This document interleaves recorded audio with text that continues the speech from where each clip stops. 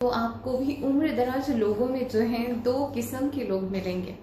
पहला, जो कि बेड रिटन है या हमेशा कंप्लेंट्स करेंगे कि उनका नी पेन हो रहा है, पैरों में दिक्कत हो रही है, थोड़ा सा चलने पर ही उन्हें जो है थकान बहुत एक्सेसिव फील हो रही है, या बहुत बार उनको फ्रैक्चर्स हो चुके हैं, बहुत जल्दी वो थक जाते हैं। बहुत सी फीमेल ऐसी हैं कि उन्हें चलने के लिए किसी और का सहारा लेना पड़ रहा है। अभी हाल ही फिलहाल ही आप देख सकते हैं 40, 47, 50 की एज में भी ये जो है समस्याएं हैं महिलाओं को आपको देखने को मिल सकती हैं। इसमें फीमेल भी आते हैं, लेकिन 60 प्लस होने के बाद में मेल को आप देखिएगा उनमें ये दिक्कतें होना चालू हो जाती हैं।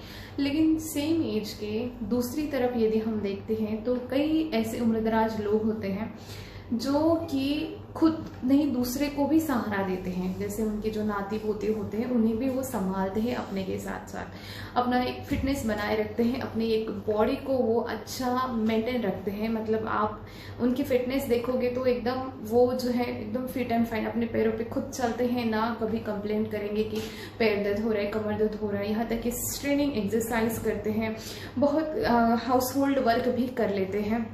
इस तरह के आपको दो किस्म के लोग आपको मिलेंगे। तो आप उनमें से कौन सा होना पसंद करोगे? डेफिनेटली फर्स्ट, आप नहीं चाहते, कोई भी इंसान नहीं चाहता है कि हम किसी और पे डिपेंड रहें, जब चाहे अभी की बात हो या चाहे बुढ़ापे की बात हो। अब आप बोलोगे कि उम्र का है, लेकिन उम्र के पहले जो चीजें आपके हाथ में हैं इसका भी एक फैक्टर होता है। ये उम्र का नहीं, ये होता है आपने खुद की कितनी केयर की। अभी इस उम्र में जो 30 के पहले वाली जो उम्र होती है ये होती है खुद को फिटनेस बनाने की। ये होता है, हालांकि इस समय में भी हमें जो है बाकी चीज़ों को भी मेंटेन रखना पड़ता है, हमें जॉब है, बाकी जो चीज़ें होती है, फैमिली है, उनका सबका केयर करना पड़ता है। लेकिन यही एक समय भी होता है कि आपको खुद की फिटनेस कितना आप बिल्ड करते हो, इस पे डिपेंड करेगा आपका फ्यूचर। आप यदि नहीं चाहते किसी और पे डिपेंड होना तो डेफिनेटली आपने खुद की तरफ ध्यान देना ही देना है। यदि आप चाहते हैं कि किसी और के हाथ में आपका फिटनेस हो, किसी और के हाथों का सहारा लेकर आप चले, हमेशा आप बेड रिटर्न पड़े रहेंगे, हमेशा आप चाहते हैं कि बेड में रहना है, सड़ना है वहीं, तो ऐसा यदि आपको लगता है तो आप जो है अभी इग्नोर कर सकते हैं इस वीडियो को। इस वीडियो का जो उद्देश्य है ना, वो अवेयरनेस फैलाना है। न जाने कितने ऐसे लोग हैं जिन्हें नहीं पता था इस चीज का, वो करने का जुनून रखते थे, लेकिन उनके पास जो है अवेयरनेस नहीं था, इंफॉर्मेशन नहीं थी, उस वजह से जो है अभी वो इस पेन से गुजर रहे हैं। उनके लिए आप ये वीडियो देख सकते हैं, खुद के लिए आप ये वीडियो देख सकते हैं। इसका जितने भी लोग हैं उनके लिए फायदेमंद ही होने वाली है। ये चीज जो होती है बहुत इंपॉर्टेंट होती है इस एज में। देखो, हमारी बॉडी में ना कंटिन्यूस जो होती है सेल्स फॉर्म होते हैं, हर तरह की मतलब कई प्रक्रिया चालू होती है। लेकिन जो हमारे यदि हम कहेंगे कि हमारा जो पूरा बॉडी स्ट्रक्चर है ये डिपेंड होता है आपकी बोन स्ट्रेंथ पे, आपकी बोन्स कितनी तगड़े हैं, कितनी मजबूत है।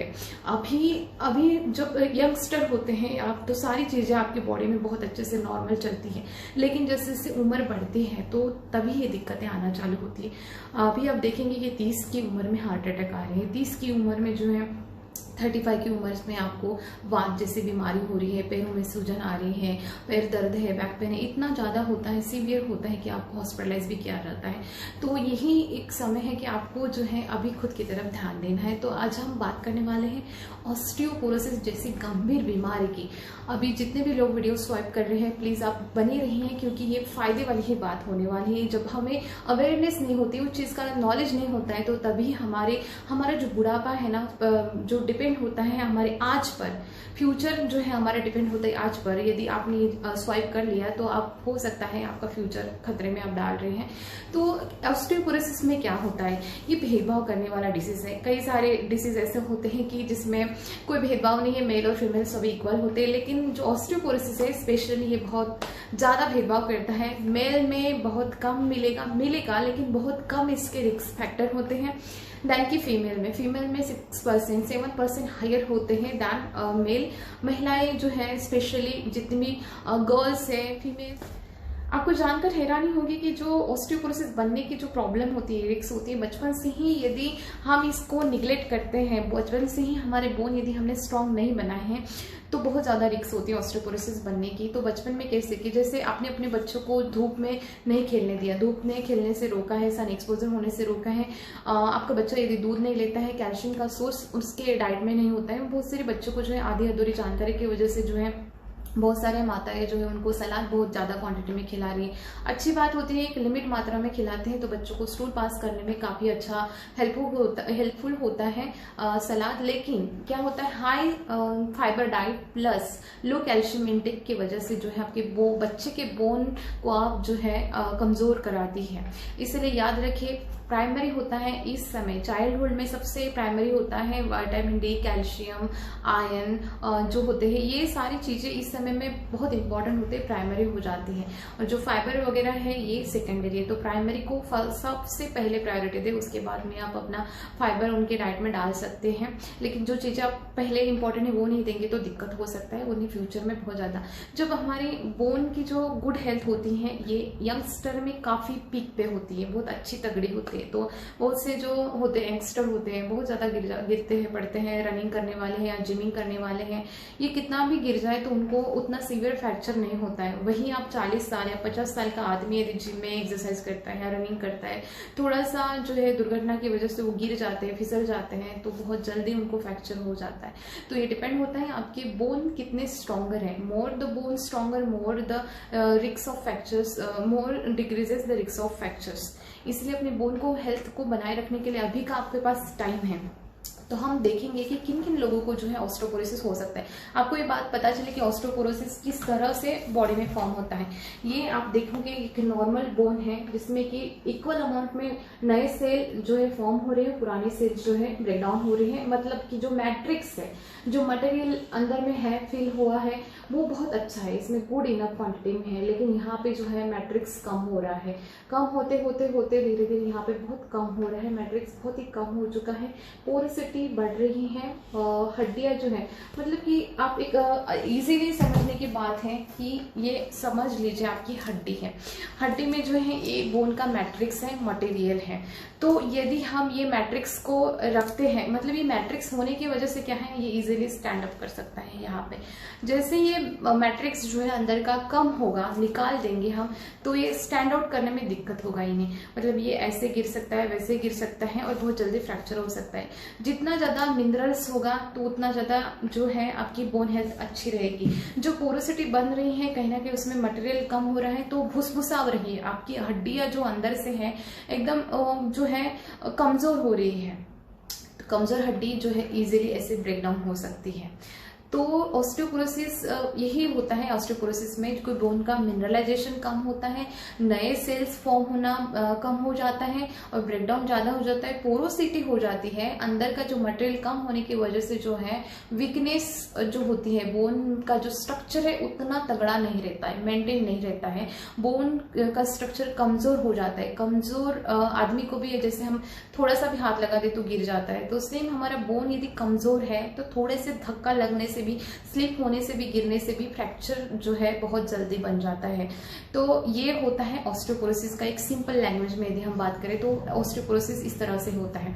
तो किन किन लोगों को हो सकता है? कैल्शियम तो आपको पता ही है, कैल्शियम अकेला रिस्पॉन्सिबल नहीं है, बहुत सारी चीजें जैसे कि हाई फॉस्फोरस इनटेक आप यदि कर रहे हैं, साथ में आप हेरिडिटी, यदि आपके प्राइमरी रिलेटिव्स में आपके मम्मी और पापा है, मौसी है, चाचा है, जिनको भी है ऑस्टियोपोरोसिस की यदि उनको समस्या थी तो आपको उन्होंने गिफ्ट दिया है, तो ये हो सकता है जेनेटिकली। तो ये यदि आपको आए हैं, आप अपना हेल्थ अच्छा बना के रखें, फिर भी यदि आपको समस्या हो रही है तो मे भी रीजन हो सकता है हेरिडिटी। सेकेंड वन है स्मोकिंग, सिगारेट। थर्ड वन है बहुत कम सन में आप एक्सपोजर करते हैं तो जितना, और फिजिकल एक्टिविटी मोस्ट इंपॉर्टेंटली, आपकी यदि फिजिकल एक्टिविटी बहुत कम है, आप सेडेंटरी लाइफस्टाइल जी रहे हैं, आप अपने पैरों की जो है बहुत कम, जो बना है हमारा शरीर चलने फिरने के लिए ही बना है, जितना चाहता हम खुद को मोबाइल रखते हैं, यदि आप रनिंग नहीं कर सकते, चल नहीं सकते तो थोड़ा बहुत जो है एक जगह पे ही अपने पैर को ऊपर नीचे करके आप बेंड कर सकते हैं या फिर घुमा फिरा सकते हैं, इतना भी बहुत काफी हो जाता है। या फिर हो सकता है आप एक जगह पर बैठकर आपको करना है तो आप जो है वेट बेयरिंग एक्सरसाइज भी कर सकते हैं, जिससे कि आपके बोन और अच्छे हो सकते हैं। साथ में न्यूट्रिशन बहुत इंपॉर्टेंट रोल प्ले करता है। और ये जो समस्या होती है महिलाओं में, बोली ना, ये जो डिसीज है बहुत ही भेदभाव करने वाला डिसीज है। मोस्टली उन्हीं महिलाओं को होता है जिनका मेनोपॉज हो चुका है। अर्ली मेनोपॉज, बहुत सी महिलाएं बहुत खुश हो जाती कि बहुत जल्दी उनके पीरियड छूट गए, लेकिन पीरियड छूट गए मतलब कि उनका जो है बुरे दिन आ गए हैं। उनको ऑस्टियोपोरोसिस की समस्या हो सकती है, हार्ट अटैक की समस्या हो सकती है, डायबिटीज बनने की जो रिस्क होती है काफी हायर साइड में चलती है। इसीलिए ज्यादा कुछ ना होए, जितना लेट हमारा मेनोपॉज होता है उतना बहुत अच्छा होता है सेहत के लिए। मेनोपॉज जब हो जाता है तब क्या होता है कि हमारे हार्मोन्स जो है लेवल अप एंड डाउन, मतलब जो अच्छे हार्मोन्स होते हैं, एस्ट्रोजन जो होता है महिलाओं में, इसकी कमी होती है। इसलिए जब जितनी भी महिलाएं जो होती थी 30+ महिलाओं ने जो होता है सोया बड़ी का जो इंटेक है, जितने भी सोया आप लेते हैं तो सोया में आपको पता है कि एस्ट्रोजन हार्मोन्स होता है, वो आपको बहुत बहुत फायदेमंद होता है, तो आपने उसका इंटेक जरूर रखना चाहिए। तो ये सारी चीजें होती हैं सेडेंटरी लाइफस्टाइल वजह से, जो है विटामिन डी कैल्शियम की वजह से हो सकता है, स्मोकिंग की वजह से हो सकता है, अल्कोहल यदि आप लेते हैं उससे भी समस्या हो सकती है, अर्ली मेनोपॉज होने की वजह से भी हो सकता है। और सारे जो है सेडेंटरी लाइफस्टाइल वाले जो डिसीज आप देखेंगे, मैक्सिमम जो डिसीज हो रहे हैं जिनका बहुत ज्यादा जो है मोबिलिटी कम है, जिनकी सेडेंटरी लाइफस्टाइल बहुत ज्यादा है, उन लोगों को बहुत ज्यादा आजकल आप देखेंगे बहुत बीमारियां उनको जकड़ रही हैं। तो खुद को बहुत ज्यादा एक्टिव रखें। तो ये होते हैं रिस्क फैक्टर जो आपको ऑस्टियोपोरोसिस बना सकता है इन फ्यूचर। तो अपने इसके ट्रीटमेंट और प्रिवेंशन के बारे में यदि हम बात करते हैं तो जितना हो सके खुद को आप फिजिकली एक्टिव रखिए। जितना आप वेट बेयरिंग एक्सरसाइज, जरूरी नहीं है कि आपको जिम जाकर ही वेट बेयरिंग एक्सरसाइज करनी है, आप घर में भी कुछ ना कुछ चीजें उठा करके अपने पैरों पर रखकर जो है आप वजन रखकर जो है थोड़ी हल्की फुल्की वर्कआउट आप कर सकते हैं। और साथ में जो है कैल्शियम का इंटेक अच्छा रखें। और जो है सन एक्सपोजर, एक फ्री में विटामिन डी मिलता है हमें, सनशाइन विटामिन काफी अच्छा होता है सेहत के लिए, हेल्थ के लिए। तो जरूर जो है 30 मिनट जो है हमारे हेल्थ के लिए आप निकाल। ऑस्टियोपोरोसिस के बारे में ये वीडियो काफ़ी डिटेल में होने वाला है। हम शुरू से घटनाक्रम समझने की कोशिश करते हैं कि कैसे होता है। देखिए, नॉर्मली जो बोन स्ट्रक्चर है हमारा, वो बोन स्ट्रक्चर हमारा नॉर्मली डिपेंड होता है कंटिन्यूसली जो है पुराने सेल्स ब्रेक डाउन होते हैं, जिसे कहा जाता है ऑस्टियोब्लास्ट, और नए सेल्स उतनी क्वांटिटी में जो है बनना चालू हो जाता है, जिसे कहा जाता है ऑस्टियोब्लास्ट। जब तक कि ये मैकेनिज्म स्मूथली चल रही है, पुराने सेल्स ब्रेक डाउन हो रहे हैं, नए सेल्स फॉर्म हो रहे हैं, तब तक कि हमारे जो बोन का स्ट्रक्चर है अच्छे से मेंटेन रहता है। नॉर्मली हमारी हेल्थ, बोन हेल्थ बहुत अच्छे से तगड़ी और स्ट्रांग बनती है। लेकिन जैसे जैसे हमारी उम्र बढ़ती है, यदि आप इस पे वर्कआउट नहीं करेंगे, जैसे उम्र एक तो रिस्क फैक्टर है, लेकिन वो भी अपने हाथ में है कि हम जैसे उम्र बढ़ रही है तो जो चीजें वो उम्र के हिसाब से नहीं हो रही हैं तो हम उसे वो चीजें करें।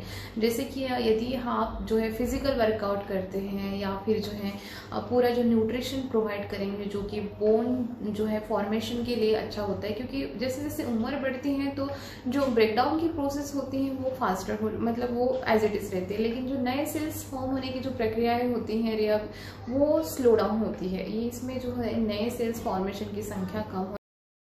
वीडियो की शुरुआत ही में मैंने कहा था कि ये जो डिसीज़ होता है ऑस्टियोपोरोसिस डिसऑर्डर्स है, ये महिलाओं में बहुत कॉमन पाया जाता है। तो इसके बारे में हम देखते हैं। देखिए, जैसे महिलाओं में जो है मेंस्ट्रुअल साइकिल चलते हैं तब तक तो वो सेफ़ होते हैं। जैसे ही उनका मेनोपॉज हो जाता है तो एस्ट्रोजन प्रोडक्शन की जो लेवल होती है डिक्रीज़ हो जाती है। इसमें जो एक फैक्टर प्रीडोमिनेंट फैक्टर होता है 17 बीटा एस्ट्रेडॉल, ये जो होता है एसिलेट करता है bone loss after the menopause, and ये जो होता है प्रोसेस 6 to 8 ईयर्स तक चल सकती है। इसके बाद में देखते हैं कि जैसे जैसे हमारी एज होती है, हमारा इंटेस्टाइन जो होता है, जितना हम कैल्शियम लेते हैं, जितना हम विटामिन डी बॉडी को धूप में सिखाते हैं, उतना वो जो है हमारे बॉडी में बनना उतना ज़्यादा जो लेवल होती है उतना वो नहीं बन पाता है जितना कि हमारी यंग एज में बनता है। कैल्शियम उतना एब्जॉर्ब नहीं होता है, विटामिन डी उतना हमारे शरीर में नहीं प्रोड्यूस हो पाता है। साथ ही जो होती है हमारे फिज़िकल एक्टिविटी भी रिड्यूस हो जाती हैं, और हमारे जो पैराथायरॉयड हार्मोन सिक्रेशन की लेवल होती है ये बढ़ने के कारण, इन सारे फैक्टर की वजह से जो होता है ऑस्टियोपोरोसिस महिलाओं में बहुत कॉमन होता है। और यदि हम मेल की यदि हम बात करते हैं तो इनके यदि प्रोटीन इंटेक बहुत कम है, और साथ में इनका फिज़िकल वर्कआउट कम है, तो ये कंट्रीब्यूट करता है ऑस्टियोपोरोसिस, वो भी ओल्ड एज में। अब हम वन बाय वन देखते हैं कि कौन सी ऐसी चीज़ होती है, रिस्क फैक्टर होते हैं जो ऑस्टियोपोरोसिस को बनाने में जो है हमारे शरीर में जो है रिस्क बनाते हैं। सबसे ज़्यादा हम हाई कोरिलेशन वाले जो देखते हैं, जिनकी हाईली रिस्क जो होती है ऑस्टियोपोरोसिस बनाने की, उसमें आता है सबसे पहला एडवांस एज। सेकेंड वन आता है अल्कोहलिज्म। यदि आप क्रोनिक अल्कोहलिक है तो सावधान हो जाइए। क्रोनिक स्टेरॉयड यूज़ यदि आप करते हैं तब भी ऑस्टियोपोरोसिस बनने की संभावना बहुत ज़्यादा होती है। फीमेल जेंडर है, रूमेटॉइड आर्थराइटिस है आपको, या फिर आपकी सर्जरी के थ्रू आपने ओवरीज और टेस्टिस किसी कारणवश निकाल दी है, सर्जरी कर दी है, तब भी आपको ऑस्टियोपोरोसिस बनने के चांसेस होते हैं। यदि आप थीन बिल्ड है, मीन्स जो पतले लोग होते हैं उनको ऑस्टियोपोरोसिस बनने की संभावना बहुत ज़्यादा होती है मोटे लोगों की तुलना में। साथ ही गेहुए रंग की, सफ़ेद रंग के जो भी जितने भी लोग गोरे होते हैं उनको ऑस्टियोपोरोसिस बनने की संभावना काले लोगों से, सांवले लोगों की तुलना में काफ़ी ज़्यादा होती है। यदि आप मॉडरेट मीडियम रेंज वाला रिस्क फैक्टर यदि हम देखते हैं तो उसमें आता है विटामिन डी की डिफिशिएंसी। यदि आपको है, आप बहुत थायराइड हार्मोन यूज़ कर रहे हैं, क्रोनिक बहुत लंबे सालों से आप थायराइड हार्मोन की टैबलेट ले रहे हैं, या फिर आपको टाइप 1 डायबिटीज़ है, आपका बहुत जल्दी आपका मेनोपॉज हो चुका है, आप एंटासिड का बहुत एक्सेसिव यूज़ करते थे, फैमिली हिस्ट्री में यदि ऑस्टियोपोरोसिस है, या फिर आप कैल्शियम जो इनटेक होता है बहुत कम है, आपका सेडेंटरी लाइफस्टाइल होती है, ये सारे जो फैक्टर हैं ये मॉडरेट अमाउंट में अफेक्ट करते हैं, मॉडरेटली ये रिस्क बन जाते हैं ऑस्टियोपोरोसिस में। अभी प्रोबेबली देखेंगे तो कॉफ़ी इंटेक है, हाई फाइबर डाइट है, या फिर लैक्टोज इंटॉलरेंट जितने भी लोग होते हैं इनको प्रोबेबली जो है ऑस्टियोपोरोसिस बनने के चांसेस हायर साइड में रहते हैं। अब इसमें प्रोटेक्टिव फैक्टर्स भी होते हैं, जैसे कि ब्लैक रेस, जो भी सांवले रंग के लोग होते हैं उनमें ऑस्टियोपोरोसिस बनने की संभावना थोड़ी कम होती है। जो भी मेनोपॉज के बाद में एस्ट्रोजन थेरेपी ले रहे हैं, एस्ट्रोजन का इंटेक कर रहे हैं, सोयाबीन का इंटेक कर रहे हैं, उनको कम होती है संभावना। जितने भी लोग बर्थ दे रहे हैं, चाइल्ड हो रहा है, जिनको चाइल्ड नहीं है इट मीन्स दैट, और जिनको जो है जिन्होंने बर्थ दिया है बच्चे को, साथ में बॉडी वेट ज़्यादा है, मोटे लोग होते हैं, हाई कैल्शियम इंटेक है उनका, रेगुलर फिजिकल एक्टिविटी का उन्होंने शेड्यूल बना के रखा है, एडिक्वेट अमाउंट में विटामिन डी का इंटेक वो ले रहे हैं, साथ में लो सोडियम डाइट यानी कि डैश डाइट जो होती है वो आप ले रहे हैं, तो ये जो होता है प्रोटेक्टिव फैक्टर्स में आते हैं जो आपके शरीर में ऑस्टियोपोरोसिस आपको नहीं बनने देगा।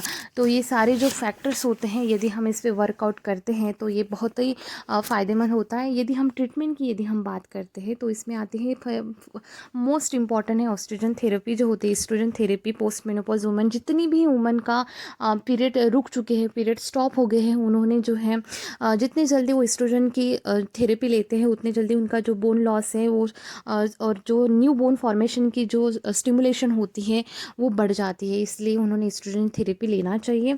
बहुत ज़्यादा देर तक आप विटामिन डी का इंटेक कीजिए, जितना हो सके आप धूप में अपनी बॉडी को ज़रूर सेके। साथ ही जो है आप एडिशनल अमाउंट में कैल्शियम का इंटेक लीजिए, क्योंकि कैल्शियम का जो एब्जॉर्प्शन होता है कम होने की वजह से जो है आपको एडिशनली आपको कैल्शियम की जो भी प्लांट बेस्ड सोर्स होते हैं या मिल्क बेस्ड सोर्स हैं आप वो अपने डाइट में ले सकते हैं। सोया जो होता है, सोया में जो आइसोफ्लेविन्स जो एक एंटीऑक्सीडेंट होता है ये प्रोटेक्ट करता है ऑस्टियोपोरोसिस नहीं बनने के लिए।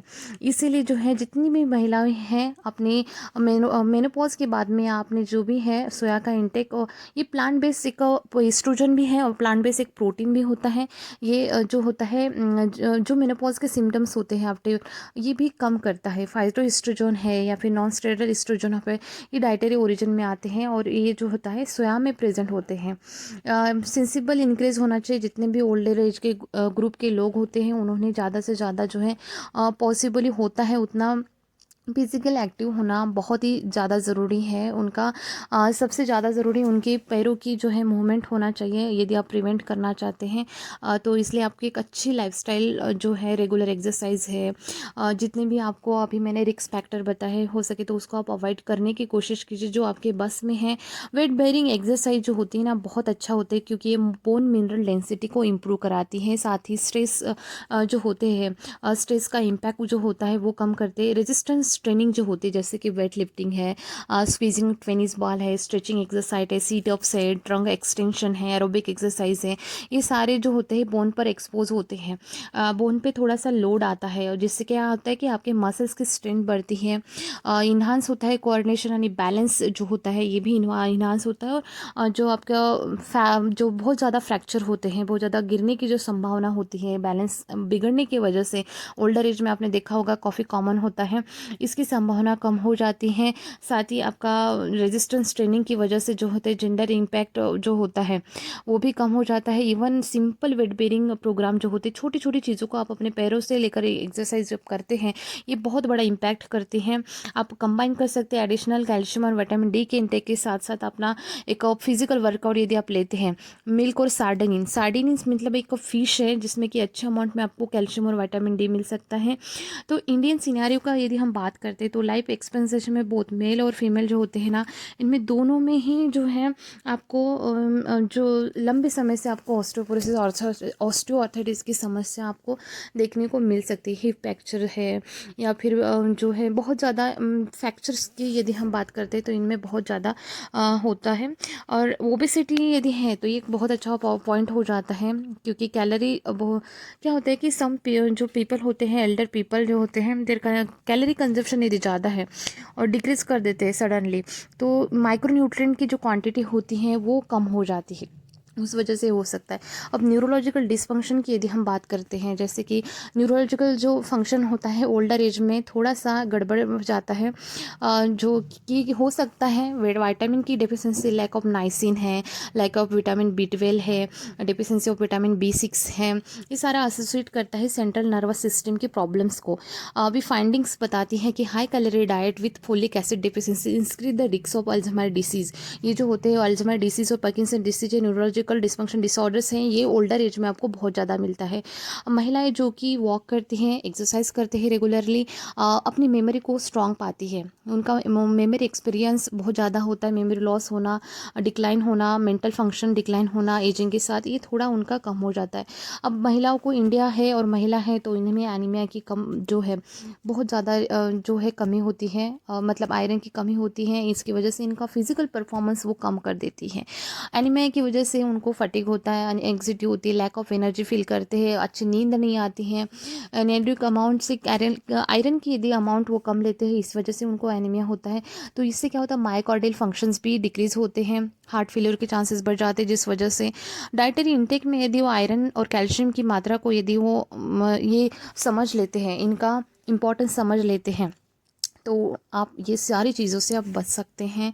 पर्नीसिव एनिया चिपली मिडल एज में आपको दिखने को मिलेगा या फिर एल्डर एज में, स्पेशली वुमन जो होती है 45 या 65 की जो महिलाएं होती हैं इनमें आपको पर्नीसिव एनीमिया दिखेगा। क्यों? क्योंकि प्लाज्मा विटामिन B12 जो होता है इनका 160 से भी काफ़ी कम होना चालू हो जाता है। प्लाज्मा फोलेट होता है यूजुअली नॉर्मल होता है, लेकिन B12 जो होता है प्लाज्मा विटामिन B12 इनका कम हो जाता है। Hydroxocobalamin should be given in doses of 1000 mg, इससे वो अपना B12 का जो है लेवल अप कर सकती है। The diet should be include animal foods like liver, egg yolk, shrimps and cod. At least कुछ नहीं तो आप डेयरी प्रोडक्ट को भी आप अपने डाइट में ज़रूर शामिल कीजिए। कर्ड है, बटर मिल्क है, पनीर है, या जो भी आप डेयरी प्रोडक्ट आप ले सकते हैं इतना आप अपने डाइट में ज़रूर रखें।